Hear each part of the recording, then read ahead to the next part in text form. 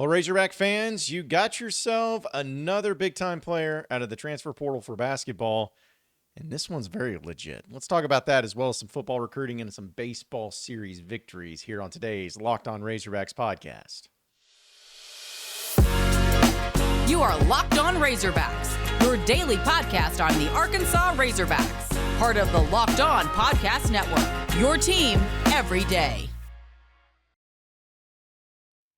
Welcome into the Locked On Razorbacks podcast. I am your host, John Nabors. I am also the host of Out of Bounds. You can catch every weekday afternoon from 1 to 4 on 103.7 The Buzz and 103.7thebuzz.com. Hope everybody had a wonderful Easter, but I want to remind everybody that HelloFresh is a sponsor here on the Locked On Razorbacks podcast. Skip trips to the grocery store and count on HelloFresh to make home cooking easy, fun, and affordable. That's why it's America's #1 meal kit.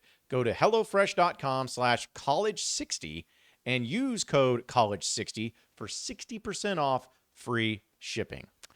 Hope everybody, again, want to add a wonderful Easter, as there's a lot of things that we're going to talk about on today's podcast. And apparently there was a lot of you that were complaining about my audio quality in the last podcast, and I apologize about that because when I put it up, because I usually tried, I don't go through the entire podcast when I'm editing it, but when I do put it up, I try to listen through it all and see if there was any major things. And I didn't notice anything until I really put my earbuds in and noticed it. So hopefully that's not the case again. And if it is the case again on this podcast, I guess I'm going to have to change some things. So again, I apologize about that. Hopefully that doesn't happen again. I did change some wiring and everything. So we'll give it a shot, but I just wanted to clear that out of the way. But what a big weekend for Razorback sports, for all the three major sports with basketball, football, and baseball.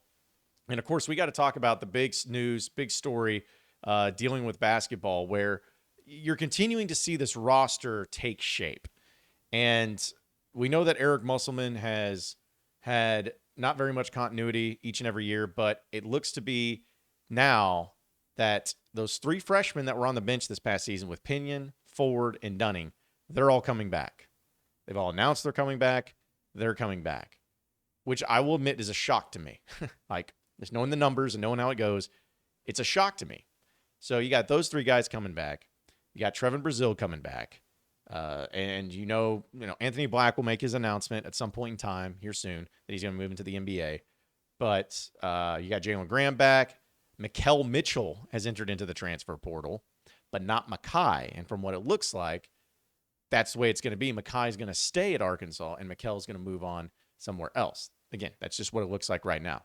So just a lot of craziness going on with the portal and trying to keep up of what this roster is going to look like. But if you're kind of taking it into consideration, the roster's getting pretty close to being finished for the most part. I mean, you still got about probably four players or so that you're going to be waiting on decisions on what they're going to do, and also still hosting some visits, and you still have some availability there. But it's starting to take shape, and you're starting to see that, hey, this team is going to have a lot more continuity on next year's team than what we have probably ever seen at Arkansas under Eric Musselman, which, again, is a good thing. But they did get another addition out of the transfer portal, and this was without a doubt the biggest one so far of this offseason. Now, we'll wait and see what happens, because we know that Eric Musselman and the staff are hosting some other guys. We know they're still talking to other guys, so they're not done yet. From what I understand, they're still going to get some pretty big-time players in here. But this actually happened on Easter Sunday, where TRAMON Mark, who is the former Houston guard, announced that he is coming to Arkansas. Now, he's from Texas, could have as many as 3 seasons eligibility remaining, but he's 6'5", 195 pounds, but he's also checking out the NBA waters as well. So it could be one of those deals that he comes to Arkansas, or at least commits to Arkansas, but could still go to the NBA if he wanted to. He wants to check it out that way. But if he does come back and play college, then it is going to be at Arkansas. Now, this is all according to 24/7 Sports and the transfer portal rankings. Mark is listed as a 4-star player, ranks 15th among all 1,300-plus transfers that are available. So you're talking about the 15th transfer in the portal, according to 24/7 Sports. He entered into the portal on April 1st, and he trimmed down his list over a group of finalists with Arkansas that included Texas A&M, Florida, and Kansas State. Now, he's been there at Houston for quite some time, and I think that this is a tremendous get when you're looking at the type of player that he is and what he's going to be able to add to Arkansas. Because, again, coming from Houston, that's a big-time program. That's a program that has been to a Final Four. They have Kelvin Sampson's a tremendous coach each and every year. They're highly competitive, and this year they were the team that was a 1 seed and honestly was the best team in college basketball next to Alabama all throughout the regular season. So he's a very, very good defensive player is what it's about. And we know that, of course, people are like, all right, well, where's the shooters? Okay, they're still working on that. But when it comes to what you're just looking at and what he can add to the mix, this guy is great defensively. He's got a great motor on him. He's a guy that has been through a lot of different games and has had high-level success in those games. He's gone up against really great players and had some success there too.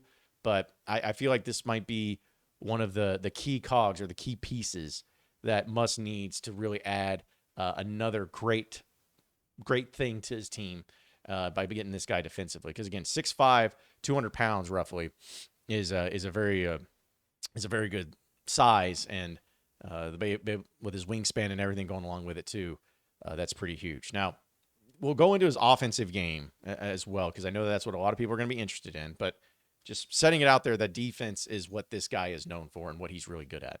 So he started all 37 games for Houston this past year. Started every game. So you're talking about a starter from the number 1 team in the country for the majority of the season. On a team that went 33-4 overall, he started every single game. They won the AAC regular season title. They earned the number 1 seed, as we mentioned. They did go to the Sweet 16, but he averaged 10 points, 5 rebounds, 2 assists, 1 steal per game. He knocked down 39 three-pointers, shot 33% from 3, and converted over 78% of his free throw opportunities. So you're not getting a guy that's going to be scoring 18 and 9 coming in, but since he's known mainly for his defense and for the type of culture that he's bringing in, looks like TRAMON Mark's going to be able to really he can score. Like, averaging double-digit points shows that you can at least have that ability to score. And he can hit threes, and he's a good rebounder. He's just a great all-around player, it would seem. He had a few games this year. He had 26 points this year, actually, in one game where he went up against Northern Kentucky, and that was in their first game of the NCAA tournament. So think about that. He had 26 points in the NCAA tournament in their first-round game. And then he also had 9 rebounds. And then against Auburn, sorry, I messed up. So he actually did that against Auburn. He had 26 points, 9 of 17 shooting to go along with 9 rebounds against Auburn in the NCAA tournament. So think about that. That's a team that Arkansas is going to be facing at least once in the SEC next year. So if he's able to do that against an Auburn team that was in the NCAA tournament, the dude's, he's battle tested. He's ready to roll. And then he also had a 14.5 rebound performance against Miami in the Sweet 16, which is, of course, the game that they ended up losing. He scored in double figures in 18 games, had 23 points against Oral Roberts, and he had a medical redshirt back in 2021-2022 because of a shoulder injury. But as a true freshman in 2020-2021, so if you think about back to that season, and that was the year, of course, where Arkansas went to the Elite Eight and Houston went to the Final Four, he appeared in every single game. He averaged 8 points per game, 3 rebounds, and was a 2-time AAC Freshman of the Week honoree during that way. So averaged 20 minutes in the NCAA tournament in that time in in Indianapolis when he was with Houston. So just going off of all of that, and of course, Hog Sports does a great job. Curtis Wilkerson, who joined us last week, of putting it all into perspective. This is a huge get. And this is something that I'm excited about for many different reasons, because we know how great Musselman is with dealing the transfer portal. We know how he's able to put guys, especially that have been battle-tested before, get them right and ready to be able to take on different roles and whatnot. But this is what I'm kind of hoping that you get out of Mark. Now, I'm just going off of some highlights that I've watched him, some film that I've watched, of course, reading about him and everything. But I'm like, hey, if he's good enough to be a starter at a number 1 seed Houston, he's definitely good enough to start at Arkansas. So you would think he's going to start. You think he's going to start. But this is what I really hope he can add in. I'll take anything. If he wants to hit threes, I'll take that. But this is what I'm really hoping he adds. Arkansas was missing a guy like they had last year. Or when I say last season, I'm talking about the season they went to the Elite Eight against Gonzaga, where they had such a great defensive player that just said, hey, let's take our guy, you go guard the other best player and shut him down. Because Audice Toney was that. Audice Toney was so good where you knew defensively, it's like no matter who they went up against, no matter how good that player was, hey, just you go guard him, take care of him. And he did such a phenomenal job with that. I'm hoping that this can be something similar with Mark. Now, I want him to score if he can. Like, I want him to be a part of the offense. It's not like I just want him to be a one-trick pony. But when you're talking about a dude that can be a lockdown defender who has that size to where he can be able to go up against a point guard or a shooting guard or even a forward or whatnot, have the wingspan to go out against him, be that guy that can cause problems where you just don't have to worry about him. Just say, hey, go guard him. Go guard that guy and knock him out. Because that is something that is so appreciated, especially when it comes to the NCAA tournament and those games that matter. Because if you can shut down those guys, or at least play at a high level to shut down those guys and slow them down at least a little bit, it's just going to open up everything else. They're going to get frustrated. They're going to get annoyed. And the fact that you got a player in that also brings a little bit of an offensive game with a lot of experience at a high level, a Final Four team, a number one team in the country, and he was a starter on those teams. This is just a win-win for everybody involved. It's kind of like, I looked at it, in football, like when Drew Sanders came to Arkansas, I was like, he started at Alabama. So no matter what, he's going to be great because it's like, if he could start at Alabama, if he's good enough to do that, he's good enough to start at Arkansas, and he had a great year. I could see this happen in the same way where, hey, he's good enough to start at Houston. He's good enough to play really well at Houston and have a lot of experience at Houston. He's good enough to come in right away and make an impact. So that's kind of what you're looking at right now. You got Minifield now out of the portal. You got Mark out of the portal. They're still looking at some other guys too, trying to get some shooting in there. But you're starting to see the team really take shape. You're starting to see the team really start coming together and getting an idea of what this team is looking like. In fact, again, Curtis Wilkerson does a great job of doing the roster tracker, if you will. But since you got your guys down low are essentially, you know what you got. You know you got Trevin Brazil, you got Jalen Graham, you got Bay Fall, and you're going to have Mekhi Mitchell, at least at this point in time. He hasn't said for certain whether or not he's coming back, but you feel like if Mikal entered the portal and he hasn't yet, maybe it's one of those wait and see things. But talking about those four guys down low, and I think they're going to get another one. And who knows, maybe when they get another one, then maybe Mekhi enters into the portal. But that's what you're looking at there. And then Jordan Walsh is the other guy you're waiting on, which, again, Anthony Black's gone. But Jordan Walsh, if he could come back, man, that would be massive. So you're talking about having Walsh, talking about having Minifield being, maybe that point guard position. You're talking about the possibility of Devo Davis coming back, which we know that would be very much appreciated if he did, but we'll see how that plays out. You're talking about Leighton Blocker, another 5-star player coming out of high school, coming in, and then, adding a shooter into the mix. That could possibly be pretty dangerous there too. That would be huge. And then those 3 freshmen that are coming off the bench from this past year with Dunning and Ford and Pinion, maybe one of those guys can at least take a major step and get some significant playing time. So I really, again, we'll wait and see how it all plays out officially. But as of where I'm at right now, I believe Arkansas and Musselman just on track, and it's not surprising, but on track to have another incredible roster that's going to be good enough to not only make it far into the NCAA tournament, but possibly be one of the best teams in the country when March comes around. Like, they're building that. People got to stay healthy. That's also another thing, too. None of this Trevin Brazil injured for the whole season nonsense. We got to stop that. That needs to go away. Never again. Never again. Hopefully that doesn't happen. But Muss is really building it. I can't wait to see who else is coming in because they're not done yet. They got some other big dudes and big-time players coming in. I can't wait to see how that plays out for Muss.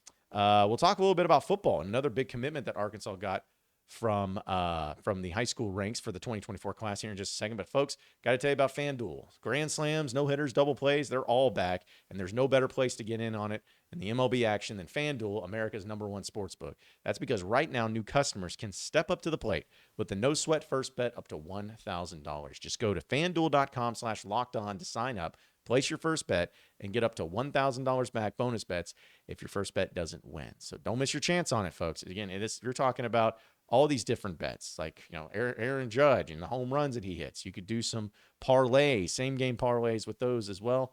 You got to check it out. So don't miss your chance to get a no-sweat first bet up to $1,000 when you join FanDuel today. Just go to FanDuel.com/lockedon to sign up. FanDuel, the official partner of Major League Baseball. You are Locked On Razorbacks, your daily podcast on the Arkansas Razorbacks, part of the Locked On Podcast Network, your team every day. All right, so continuing on with the Locked On Razorbacks podcast, got a few players actually for the Razorbacks that were able to commit to play football for them in 2024, and this was a cool one I thought, and it actually happened again on Easter Sunday, as 4-star quarterback KJ Jackson, not to be confused with KJ Jefferson, but KJ Jackson committed to Arkansas. He made 2 trips, and after his second trip to Fayetteville, decided to commit on the spot. He's 6'4", 217 pounds. Kind of sounds similar to somebody else's frame when they were coming out of high school. He's out of Montgomery, Alabama at St. James, and he picked the Razorbacks over offers from North Carolina, Penn State, Ole Miss, Louisville, Missouri, Kentucky, West Virginia, Kansas, and other programs. This is all according to hogsports.com. It says that he was talking. He said it was awesome to meet Coach Enos in person and Coach Pitt. Getting to see them again in person, it was going to be great regardless of what happened. Coach Enos set up his presentation and just talked about his track record and the quarterbacks he's produced, which, of course, is Brandon Allen, Jalen Hurts, Tua Tagovailoa, Mac Jones, Cooper Rush, Kirk Cousins, and Brian Hoyer, all who have played in the NFL. How about that? And then also Drew Stanton and Tony Pike. Can't forget those dudes. But, yeah, he was a guy that was really on top of everything, and it looked like he was going to be in the mix for Arkansas in the finals no matter what, but he's decided to take his talents to Fayetteville. And he's a 4-star recruit, the number 16 pro-style prospect in the nation of the 2024 class. So just really nice get up, which I know is very cliche to say, but anytime you can get a 4-star player, especially at the quarterback position, it is always a really nice thing. But I'll laugh too because I'm like, okay, well, you get KJ Jackson. Like if you go from KJ Jefferson to KJ Jackson, that'd be really funny. Like there's so much confusion that would be surrounding that. Now I know that there's other players that are going to be in the mix. I think Malachi Singleton is absolutely going to be in the mix. Jacoby Criswell too. So I'm not saying that this guy's just going to step in, but I just thought that would be a really funny thing if he was the one that ended up taking over for Arkansas after KJ Jefferson left. Like I said, if your name's KJ, you're probably going to have a pretty good chance of playing quarterback for Arkansas because that seems to be the route that they like to go, which, again, I'm all for it. I'm absolutely all for it.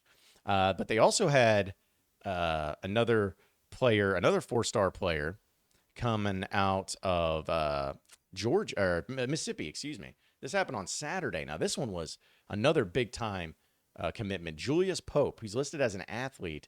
He plays both running back and linebacker. So we'll see what the coaching staff has in store for him. But he's a 4-star player. He's 6 feet tall, 200 pounds. And here's where it always gets exciting. He committed to Arkansas over Alabama, Louisville, Michigan, and Oregon. Okay, yeah, I'm fine with that. Those are some pretty good offers, I feel like. Yeah, I feel like was it 2 of those teams? Yeah, we're in the college football playoff either last year or the year before. Yeah, I'll take that. I'll take that absolutely. I'm kind of hoping low-key he plays linebacker just because, Arkansas always needs some help at the linebacker position. But shout out to Marcus Woodson, Travis Williams. They're doing a phenomenal job of recruiting. Phenomenal job, whether it's with these guys or out of the transfer portal. Since they've been on campus, it feels like they've been really getting after it and adding some huge pieces to what Arkansas desperately needs at whether it's safety, linebacker, cornerback, whatever it is. They're getting after it, and that's what I love seeing it. Now, they got to produce it onto the field. They got to put it together and actually execute it on the field. That's the most important thing. But when you're able to at least generate that excitement, generate that feeling of like, hey, this isn't just like, hey, let's go get these randos and plug them in and see how it goes. It's like, no, we're going for the big dudes. We're going for the big-time players that could go anywhere in college football. Those are the ones that we want, and we're going to go pluck them out, and we're going to bring them home.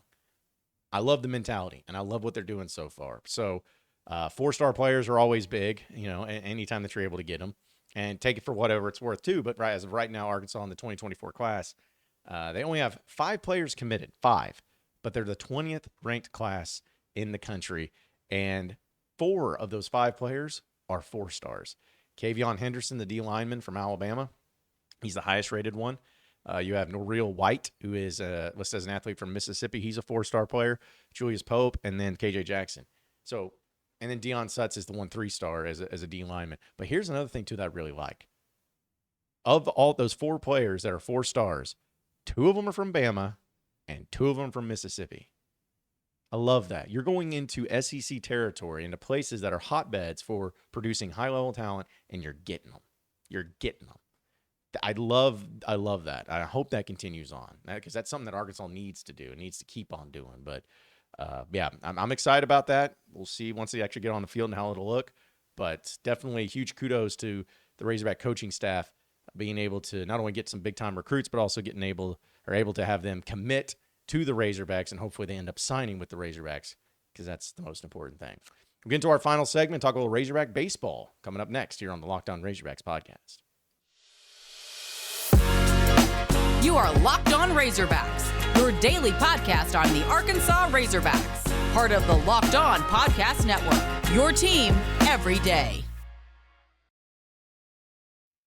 All right, final segment here on the Locked On Razorbacks podcast. Razorback baseball winning once again another SEC series. It didn't come easy, but we kind of talked about it on Friday where there were some issues with the weather there in Oxford. They had to play a double header, but Arkansas was able to take care of business and win the rubber match on Saturday by securing a 7-4 victory. Because in that double header on Friday, Arkansas won the first game. Hunter Holland was incredible. Lost the second game, but then was able to have a big-time performance there in Game 3, especially with some clutch hitting there as well. So Arkansas actually in that game, in the rubber match, went 5 for 15 with runners on base, getting 2 out run-scoring singles by Tavian Josenberger and Peyton Stovall. My guy Stovey, dude was killing it. He had a great weekend, so that was awesome to see. But Josenberger's been awesome, and Kendall Diggs also was great too. And they were able to really, really bounce back in a nice way in that rubber match, because they didn't do a good job of hitting at all against Ole Miss in that second game in the doubleheader. In fact, felt like they had so many runs. I think they left like double-digit runners in scoring position on base, which was just an extremely frustrating thing. But they did a great job out of him. And then Gage Wood, he might be the dude, which is crazy. It's like you see number 45 coming in to close out games, starts getting my feels a little bit. But that dude was incredible when he came in and closed it out. He didn't allow a single run when he came in the final 3 innings. And he was throwing that off-speed pitch. He was, when he got behind the count, he battled through it. So he made some really great plays there too. So Arkansas takes care of business, and now the Razorbacks are sitting there moving on, and they got a great record right now. They're 25-6, 8-4 in SEC play, and technically are leading the SEC West because LSU had one of their games get canceled, so it's not getting played. So therefore, Arkansas technically, because they're a game above them, even though they lost to LSU, right now lead the SEC West. And now comes another huge. I mean, every series in the SEC is huge, but now comes another big one. Tennessee. Oh, yeah, Tennessee. Is there any history between these two programs? I can't think of anything, nothing crazy like that. But that's coming up this weekend. So that's going to be in Fayetteville, and I'm sure it's going to have some drama and some fireworks. Weather's going to be beautiful. At least as of right now, it's looking like it's going to be beautiful. I'm going to be up there for it, so I really can't wait to check it all out. But it should be another great one. And, man, if Arkansas can win that series too, again, just win series. If they can take care of business in that one, it's hard not to start getting excited and start elevating the expectations, thinking that, man, this is, postseason's the only thing that matters. Because, again, I said it before the season even started that I'm like, I don't care at all about what they do in the regular season. Like, it doesn't impress me. The only thing that will impress me is a College World Series title. It sucks, but it's true. So this is great. I'm glad they're doing the things that they're supposed to do, but it's like until they get to that next level, that's when it matters the most. So we'll see how it plays out. But appreciate everybody listening into the Locked On Razorbacks podcast. Be sure to like and subscribe to the podcast on iTunes or on Google Play. You can also get after me on Twitter at BuzzJohnNabors for any questions, comments, concerns that you may have. We'll keep it going from there. Same podcast time, same podcast channel tomorrow afternoon. Have a great day, everybody. We'll see you then.